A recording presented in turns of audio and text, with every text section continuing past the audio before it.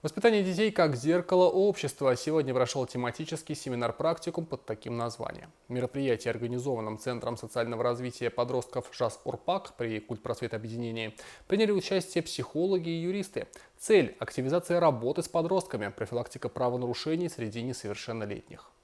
По статистике, из 87 преступлений, зарегистрированных за 10 месяцев текущего года, 42 оставшиеся с предыдущих лет. Из них в Уральске зарегистрировано 39, в Акжаикском районе 3. Согласно анализу, из вышеперечисленных правонарушений 82 зарегистрированы среди несовершеннолетних. Из них 13 школьников, 30 студентов колледжей и 5 высших учебных заведений. Большинство преступлений составляют кражи, мошенничество и самоубийство. Семинар в этот раз был посвящен профилактическим мерам.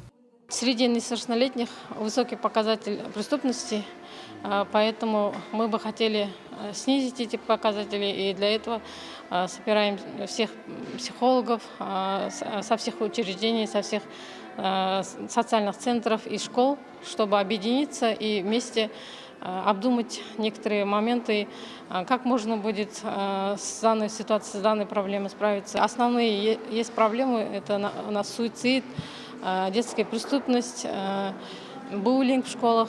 И хотелось бы, чтобы решить данную проблему на этом семинаре. Психологи Центра ЖАС-Урпак работают в двух направлениях. Первое – служба пробации, второе – оказание психологической помощи. В настоящее время на учете в службе пробации состоит 6 подростков.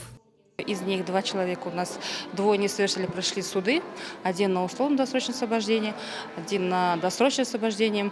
В данный момент постановления в законную силу не вступили.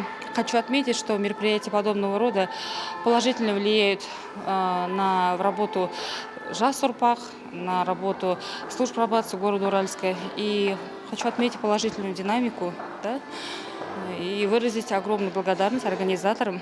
В ходе семинара-тренинга участники разделились на 4 группы, обменялись идеями и предложениями. Алмагуль Джампирисова, Рустем Ищанов, Алихан Исказиев, Акжаик Акпарат.